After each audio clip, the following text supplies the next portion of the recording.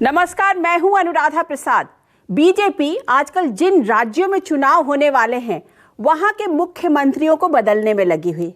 आपने देखा कर्नाटक और उसके पहले उत्तराखंड। उत्तराखंड में तो 4 महीने में 3 मुख्यमंत्री बदल दिए गए। कुछ दिन पहले ही उत्तराखंड सीएम के तौर पर अब तक के सबसे युवा सीएम बनाए गए हैं 45 साल के पुष्कर सिंह धामी। आमने सामने में आज उत्तराखंड के नए चीफ मिनिस्टर, जिनका 1 महीना हुआ है अभी मुख्यमंत्री पद लिए हुए, पुष्कर सिंह धामी जी।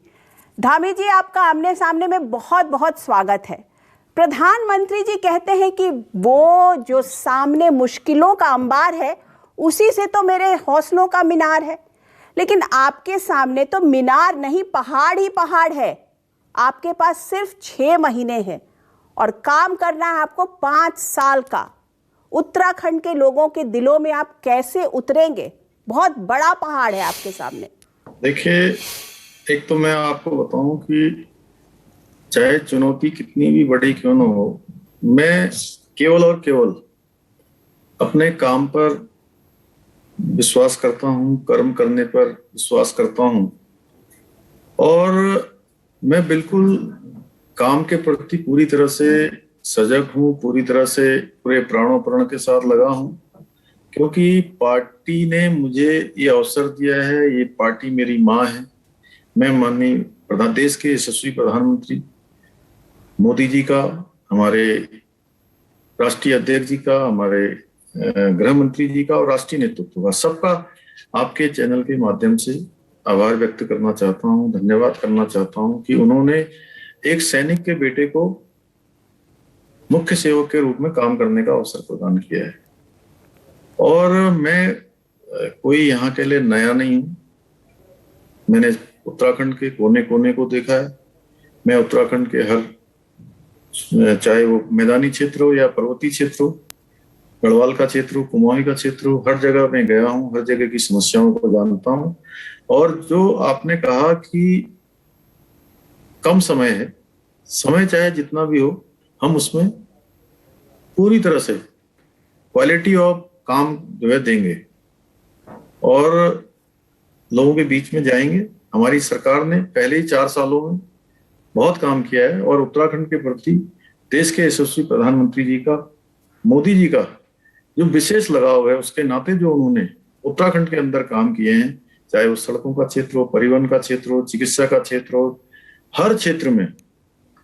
आज चाहे गरीब कल्याण अन्न योजना जो चल रही है, उज्ज्वला गैस की योजना चल रही है, प्रधानमंत्री आवास योजना चल रही है, सारे क्षेत्रों में, विशेषकर सड़कों के क्षेत्र में तो मैं कहूंगा कि भूतो न भविष्यति जो काम हुआ है उत्तराखंड के अंदर, वो पहले कभी नहीं हुआ है।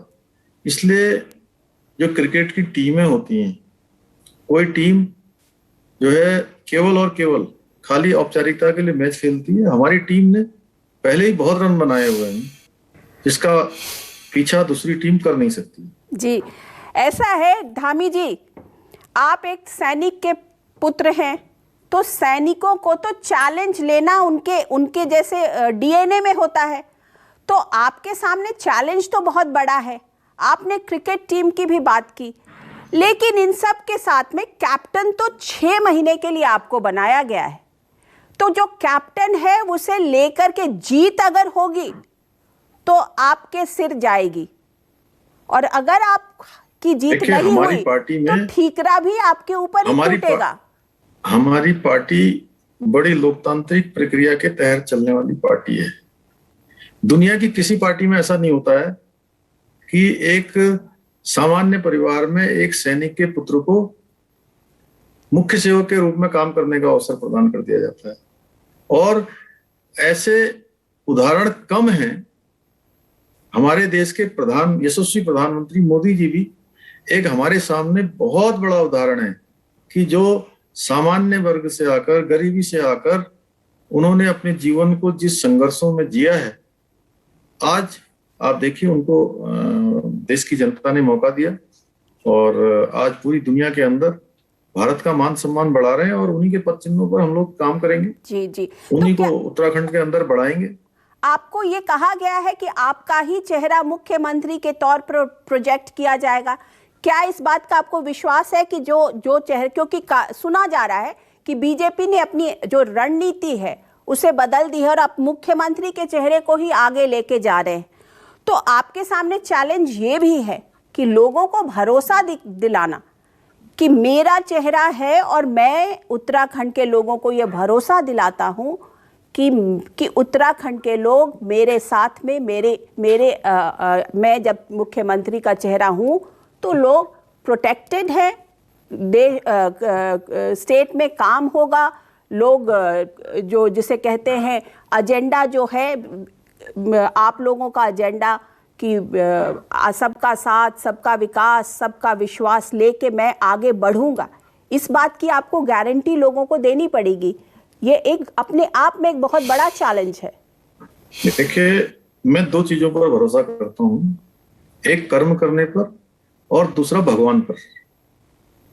और जब सच्चे मन से कोई काम किया जाता है तो जो जनता है हमारी, वो भी हमारी भगवान है, वो सारी चीजों को जानती है और भाव में ही भगवान होते हैं।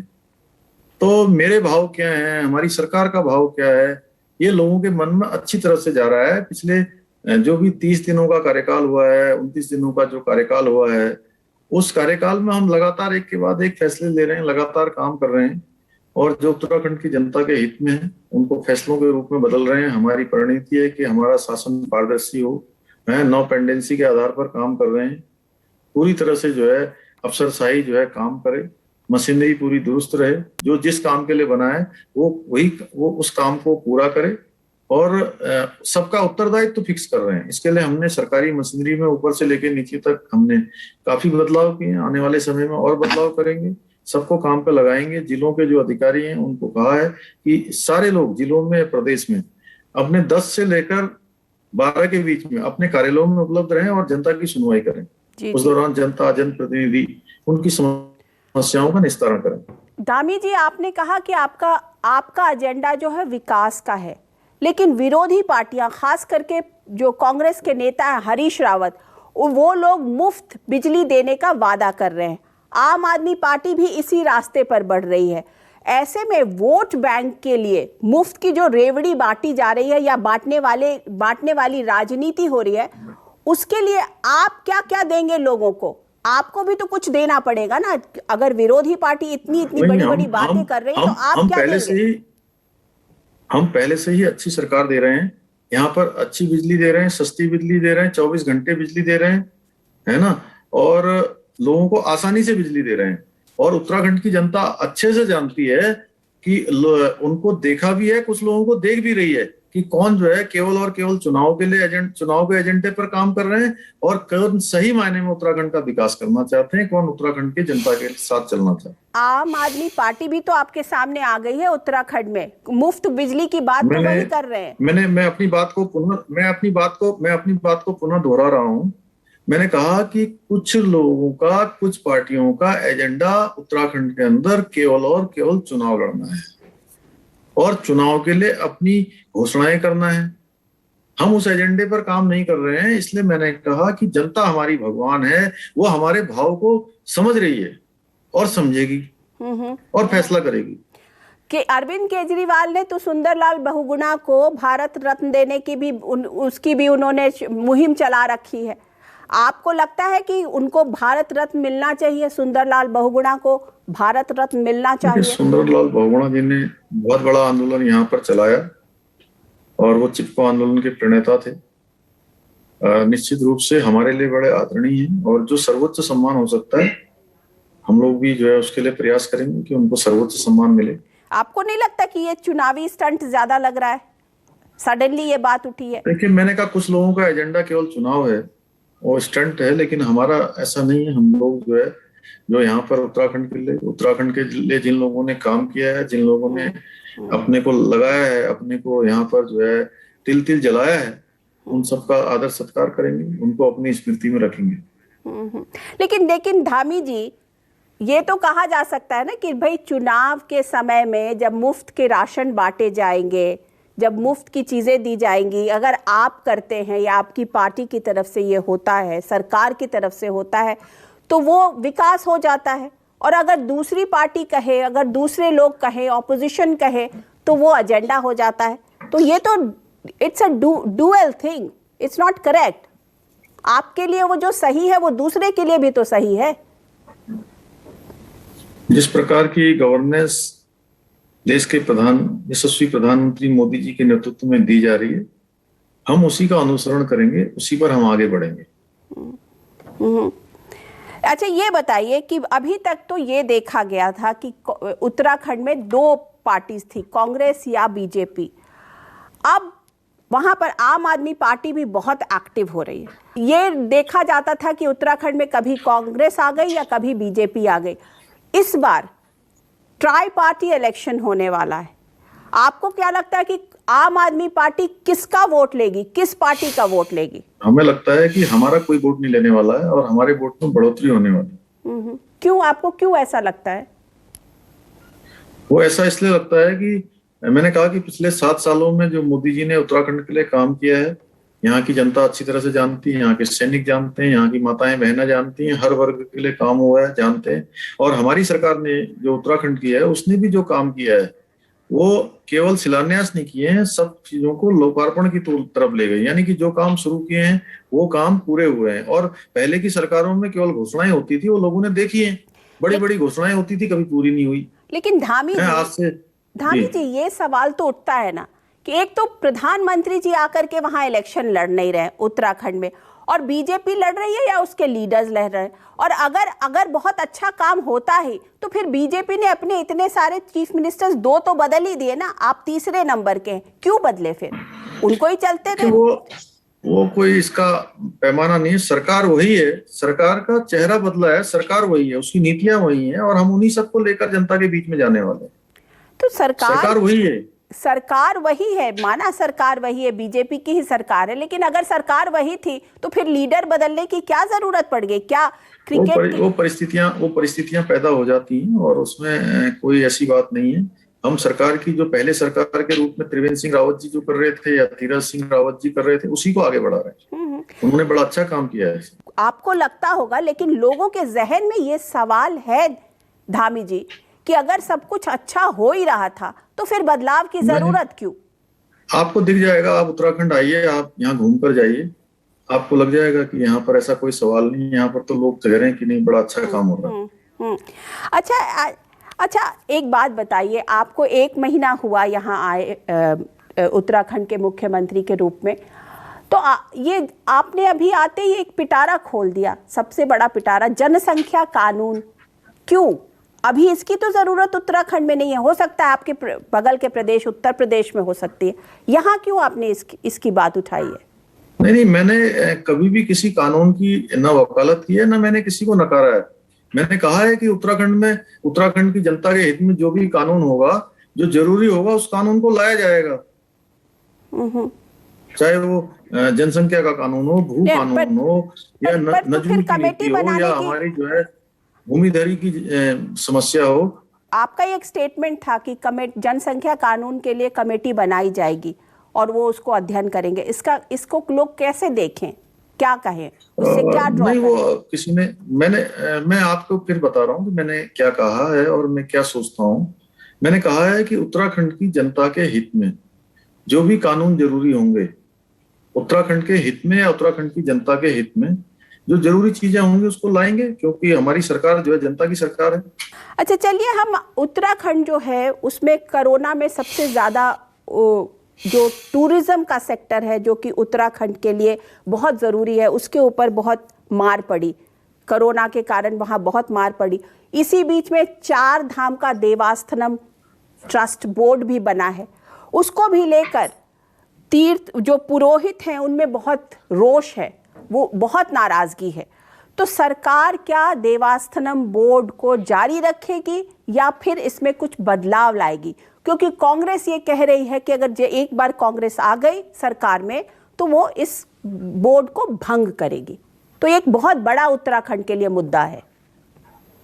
देखिए, मैं आपको बता दूं कि देवस्थानम बोर्ड को लेकर मैंने जब से मुख्य सेवक के रूप में काम करना शुरू किया है, हमने कहा है कि हम सारे पंडे, रावल, हक हकूकधारी, पुजारी या चार धाम देवस्थानम बोर्ड के क्षेत्र में आने वाले जो लोग उससे प्रभावित हो रहे हैं, उनकी सब बातों को हमने सुना है। और उनकी लंबे समय से मांग थी कि हमको सुना नहीं गया, हमसे पूछा नहीं गया, कुछ उनको आपत्तियां थी। तो हमने कहा है कि हम एक उच्च स्तरीय समिति का गठन कर रहे हैं जो सबसे बात करेगी। सबसे बात करने के बाद उनकी जो भी आपत्तियां हैं, जो समस्याएं हैं, उनको हम सुनेंगे। उसके बाद उनका जो निस्तारण हो सकता है उसका निस्तारण करेंगे। और हमने ये भी कहा, उनको आश्वस्त किया कि सरकार का काम मंदिरों पर कोई अधिकार करना नहीं है। सरकार का काम है वहां पर व्यवस्था बनाना, वहां पर सुविधाएं देना, चाहे बिजली की सुविधा हो, पानी की हो, आवास की हो, सड़क की हो, परिवहन की हो। जो व्यवस्थाएं, जो सुविधाएं हम दे सकते हैं, उन व्यवस्थाओं को देने का काम करेंगे। और सबकी समस्याओं के निस्तारण के लिए हमने ये बोर्ड का जो है, ये हमने उच्च स्तरीय समिति का गठन किया है, हाई पावर कमेटी गठित की है। तो क्या माना जाए कि बोर्ड जो है वो सबसर्विएंट हो गया, वो मतलब वो ना इधर रहा ना उधर रहा, वो जो बोर्ड बना? नहीं, आप सबकी बातें सुनेंगे और उसमें से जो बातें आएंगी, जो चाहे पंडे हैं, हक हकूकधारी हैं, हमारे रावल हैं, और उससे प्रभावित होने वाले लोग हैं, उन सभी को। अच्छा, अभी जब सावन का महीना शुरू हुआ और कांवड़ यात्रा शुरू हुई, उससे पहले ही आपने डे 1 कह दिया कि हरिद्वार में, मतलब उत्तराखंड में कांवड़ यात्रा नहीं रहेगी। आपके डिसीजन के बाद आपके दूसरे प्रदेश के जो मुख्यमंत्री थे योगी जी, उन्होंने ये कहा कि मतलब वो डिले डाली करते रहे, फिर कोर्ट को सामने आने पड़ा। तो इसके बावजूद कुछ कांवड़ यात्री जो है वो हरिद्वार पहुंच ही रहे। तो आप इस पे कैसे रोक लगा रहे हैं? नहीं, हमने देखिए वो परिस्थिति जन, चूंकि यहाँ पर हमारा अन्य प्रदेशों से कांवड़ को लेकर कोई मत भिन्नता नहीं थी, नहीं हमारा कोई अलग से वो था। चूंकि मैं भी स्वयं भगवान भोलेनाथ का भक्त हूँ, और कांवड़ी हमारे लिए कांवड़ यात्रा बड़ी श्रद्धा का, आस्था का विषय है। लेकिन क्या है कि यहाँ पर 15 दिनों में 3 करोड़ से भी ज्यादा कांवड़ इकट्ठी होती है, कांवड़िये आते हैं। तो हम हरिद्वार को कांवड़ आने के कारण से कोरोना का केंद्र नहीं बनने देना चाहते थे। इसलिए हमने सबसे अपील करी कि इस साल चूंकि अपने अपने स्थानों पर ही लोग जो है भगवान का स्मरण करें, भगवान की स्तुति करें, जाप करें, और भगवान उनकी मनोकामना को पूर्ण करेंगे। इसलिए हमने जो है उसको रोका, क्योंकि हमारे लिए लोगों की जान माल जो है पहली प्राथमिकता है। अच्छा, ये बताइए कि जो पूरा जो सेक्टर, रिलीजियस टूरिज्म का सेक्टर जो है, वो कोरोना की मार में बहुत ही ज़्यादा प्रभावित हुआ, उसको आप रिवाइव करने के लिए क्या कर रहे हैं? क्योंकि लोगों को तो अल्टीमेटली काम चाहिए, यंगस्टर्स को, युवा को रोजगार चाहिए, लोगों को खाना चाहिए, काम चाहिए। तो जो इकोनॉमिक एक्टिविटी सब कुछ रुक गई है, 6 महीना बहुत कम वक्त होता है किसी भी मुख्यमंत्री के लिए उस चीज को वापस पटरी पे लाना। तो बहुत बड़ा एजेंडा आपके सामने है। नहीं, अभी हमने देखिए, चूंकि चार धाम यात्रा यहाँ के लोगों के लिए जो है एक आजीविका का एक लाइफलाइन है, और वो बहुत बुरी तरह से प्रभावित हुई है। इसलिए हमने जो भी लोग छोटे होटल चलाने वाले हैं, ढाबे वाले हैं, चार धाम यात्रा से जिनकी आजीविका होती है, परिवहन से, पर्यटन से, हमारे सांस्कृतिक दल हैं, नौकायान करने वाले हैं, राफ्टिंग करने वाले हैं, उन सबको हमने लगभग 200 करोड़ रुपए का इस महामारी के दौरान पैकेज दिया है कि कुछ उनकी मदद हो जाए, कुछ सहायता हो जाए, और बाकी हम भगवान से भी प्रार्थना करेंगे कि भाई आगे स्थितियां ठीक हो। तो 200 करोड़ और सिर्फ भगवान, ये तो कुछ सही बात नहीं है ना, क्योंकि 200 करोड़ का आपने पैकेज दिया, बहुत अच्छा रहा, लेकिन उसके अलावा भी तो बहुत कुछ करना पड़ेगा ना, क्योंकि इकोनॉमिक एक्टिविटी को हमेशा चलाते रहना पड़ता है, तभी वो चलेगी। नहीं तो पैकेज दिया, फिर अगर भगवान के भरोसे छोड़ दिया तो वो बंद हो जाएगी। देखिए, ऐसा है कि अब कोरोना की जो विश्वव्यापी जो महामारी आई है, तो उसमें तो हम जो कर सकते हैं, हमने अपनी तरफ से कोशिश की है लोगों को एक सहायता देने का जो काम है वो जो हम कर सकते हैं। क्योंकि इस दौरान वैसे भी आपको पता ही है, सभी सरकारों में रेवेन्यू का जनरेशन बिल्कुल कम हो गया है और कठिन परिस्थितियां हैं, लेकिन उसके बाद भी अगर हम कुछ सहायता कर सकते हैं तो हम आगे कर रहे हैं। अच्छा, अब धामी जी ये बताइए, आप तो एक सैनिक के पुत्र हैं और सेना में तो अनुशासन की बहुत और जूनियर और सीनियर की बहुत बात की जाती है। आपके सामने भी तमाम सीनियर्स हैं। कहा तो यही जाता है कि इतने बड़े बड़े सीनियर्स हैं, इतने ज़्यादा सीनियर्स हैं, वो आपको तंग तो नहीं करते? क्योंकि वहाँ का तो आपको तो डिसिप्लिन पता ही है, चाहे वो आपके लोग कहते हैं कि सतपाल महाराज हो या हरक सिंह रावत हो या यशपाल आर्या हो, सब इतने बड़े बड़े नाम हैं कि उनके सामने धामी जी तो अभी बच्चे ही हैं, एज में भी, एक्सपीरियंस में भी। तो वो आपके लिए तो मुश्किल होता होगा उन लोगों को झेलना रोज। नहीं, कोई मुश्किल नहीं है। सब बड़े लोगों का हम आशीर्वाद ले रहे हैं। बड़े जो है अच्छे खुशनुमा माहौल में हमारी सरकार चल रही है, एक टीम के रूप में काम कर रही है और छोटे होने का एडवांटेज भी होता है, सबका स्नेह भी मिलता है। आप कह रहे हैं कि आपको आशीर्वाद मिल रहा है। ये आशीर्वाद तो अब ना जब आप बन गए, लेकिन जब तक बने नहीं थे तो ये सारे लोग लाइन में खड़े थे मुख्यमंत्री बनने के लिए। जिस चेयर को वो खुद एम कर रहे हैं उस पर आपको बैठाया गया है, तो कैसे आशीर्वाद दे देंगे? नहीं, मैं आशीर्वाद सबका ले रहा हूँ और आपको दिखाई भी दे रहा होगा। आप बहुत बहुत पॉलिटिकली करेक्ट जवाब दे रहे हैं। आप देखिए उत्तराखंड की पूरी आबो हवा किस दिशा में चल रही है। राजनीति आबो हवा भी, सारी हवाएं बदलाव हो गया राजनीति चलेगी में। तो राजनीति कोई अलग थोड़ी ना, राजनीति कोई वातावरण से अलग थोड़ी ना चलती है। जैसा वातावरण होता है वैसी राजनीति भी चलती है। तो ये माना जाए कि जितने सीनियर्स हैं उनको आपने चुप करके बैठा दिया है? नहीं, सब लोग अच्छा काम कर रहे हैं। सबके बड़े लंबे अनुभव हैं, लंबा उनका जो है राजनीतिक सामाजिक जीवन है और सब एक से एक अपने उसके माहिर हैं। सब लोग सबका जो है सरकार में अपना योगदान है, समाज में योगदान है। उत्तराखंड के लिए सब योगदान दे रहे हैं और हमारी पूरी टीम काम कर रही है। पूरा टीम जो है टीम वर्क के रूप में काम होगा। अच्छा, युवा आपकी तरफ बहुत आशा वाली नज़र से देख रहे हैं क्योंकि रोजगार चाहिए, उनको नौकरी चाहते हैं। तो युवाओं के लिए उनकी नौकरी का इंतजाम आप कैसे करेंगे? क्योंकि कोई आपके पास प्लान है कि युवाओं को नौकरी मिले? नहीं, हमने देखे सबसे पहले तो हमारे यहाँ पर सरकारी जो नौकरियां हैं जितनी भी रिक्त हैं, पहली कैबिनेट में हमने फैसला किया कि उनको जो है हम जल्दी ही निकालेंगे और भरेंगे और उसमें रिक्तियां वो करेंगे। और साथ ही साथ जो है जो हमारे यहाँ पर अतिथि शिक्षक हैं उनका मानदेय बढ़ाया है। इसके साथ साथ जो पॉलिटेक्निक के संविदा कर्मचारी हैं उनके लिए भी लाए हैं, ओपनल का लाए हैं। ग्रेड पे की अभी जो है हमने मंत्रिमंडल में फैसला किया, उप समिति बनाई है। ऐसे ही हमने एक पेंडेमिक में जो लोग अभी इसमें परीक्षाएं नहीं हो पाई हैं तो सबका एक युवाओं का, बेरोजगारों का, उनका साल खराब ना हो उसके लिए 1 साल आयु सीमा बढ़ाई है। लोक सेवा आयोग, सिविल सर्विसेज में जो छात्र जो उसकी तैयारियां कर रहे हैं वो अगर प्री परीक्षा में पास होते हैं तो उनको तैयारी करने के लिए जिनकी आर्थिक स्थिति अच्छी नहीं है 50,000 रुपए की धनराशि सरकार की तरफ से सहायता के रूप में देंगे। एनडीए सीटीएस में जो लोग जो है निकलेंगे उनको भी जो है हम उनकी तैयारी के लिए 50,000 रुपए की धनराशि देंगे। ऐसे ही डॉक्टरों का जो है हमने पहले 7,500 स्टाइपेंड था एमबीबीएस करने के बाद इंटर करने वालों का, उसको भी हमने 17,000 किया है। तो हम बहुत सारे फैसले ले रहे हैं और मैंने कहा कि पहले ही जो फैसले हम ले सकते हैं उनको लेंगे और भी कई फैसले लेंगे आने वाले समय में। तो ये फैसले सब चुनाव के मद्देनजर रख लिए जा रहे हैं? नहीं, समय के मद्देनजर ध्यान में जो समय की मांग है उसके मद्देनजर। अच्छा, पहले ही कहा। अच्छा, ये बताइए धामी जी कि उत्तराखंड में कहते हैं अफसरशाही जो है ना उसी का बोलबाला है, क्योंकि मुख्यमंत्री आते हैं जाते हैं, अफसरों पर लगाम नहीं लग पाती है। तो क्या आपने अफसरशाही को टाइट किया है? क्योंकि वहां के बोलते हैं अफसर्स भी होते हैं ना, वो भी बहुत हाईली पॉलिटिकल होते हैं। सब बदल गया है यहाँ पर, सब बदल गया है।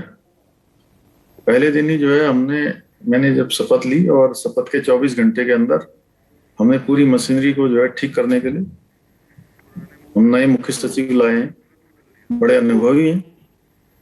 उनके नेतृत्व में पूरी टीम काम कर रही है प्रदेश से लेकर जिलों तक में। काफी लोगों को आपने बदला भी, तो क्यों? वो लोग अच्छा काम नहीं कर रहे थे, क्या था? तमाम एडवाइजर्स जो होते हैं उन लोगों को आपने बदला। क्या आपकी डिमांड पर, आपके कार्यशैली पर वो खरे नहीं उतर रहे थे? नहीं, मैंने जो है, देखिए ऐसा है, लंबे समय से लोग काम कर रहे थे और मैंने सभी को मौका मिले और लोगों को भी मौका मिले, सबको मौका मिलना चाहिए, इसलिए हमने जो है ये परिवर्तन किए हैं, जो जरूरी थे उनको परिवर्तन किया। चलिए, लास्ट सवाल आपसे कि आपको नींद आती है? क्योंकि ये तो सिर पर आपके बोझ होगा 10 किलो का कि अगर बीजेपी सत्ता में नहीं आई आपके टेन्योर में, आपके मुख्यमंत्रित्व काल में, तो ठीकरा तो सब आपके ऊपर ही फूटेगा। देखिए, मैं वर्तमान में जीता हूं, न तो भूतकाल का प्रायश्चित करता हूं, न भविष्य की चिंता करता हूं, और वर्तमान में काम करने पर, कर्म करने पर विश्वास करता हूं। वो कर्म मैं पूरी शिद्दत के साथ कर रहा हूं, जितना भी प्राणों प्राण जो होता है उसके साथ पूरी मेहनत के साथ काम कर रहा हूं और बड़ी अच्छी नींद आती है मुझे। मैं ये सब नहीं सोचता कि भविष्य में क्या होगा, अभी वर्तमान में जो है मेरे सामने, मैं उसको कर रहा हूं, और अगर अच्छा काम करेंगे तो भगवान भी जो है उसको देखते हैं, और जनता भी हमारी भगवान है, वो भी देखेगी पर आपके और पास वो हमारे भाव को भी समझेगी। एक रास्ता भी है आपके पास ना कि आप तो अपने आला कमान को कह सकते हैं कि मुझे तो सिर्फ 6 महीने मिले, 6 महीने में इससे मैं क्या कर देता, इसकी नौबत नहीं आने वाली है। पता नहीं आप लोग क्यों ऐसी बातें कर रहे हैं। उत्तराखंड में आकर देखिए, कहते हैं लहरों से डरकर नौका पार नहीं होती है, कोशिश करने वालों की कभी हार नहीं होती। चलिए, पुष्कर सिंह धामी जी, आपका बहुत बहुत धन्यवाद आमने सामने में हमसे बात करने के लिए, और आपने 1 महीना अपना मुख्यमंत्रित्व काल पूरा किया, इसके लिए आपको बहुत बहुत बधाई। Thank you so much for speaking to us. Thank you. तो ये थे आमने सामने में उत्तराखंड के मुख्यमंत्री पुष्कर सिंह धामी। मैं अनुराधा प्रसाद फिर किसी और पर्सनालिटी के साथ आपसे फिर मिलती हूँ। तब तक के लिए नमस्कार।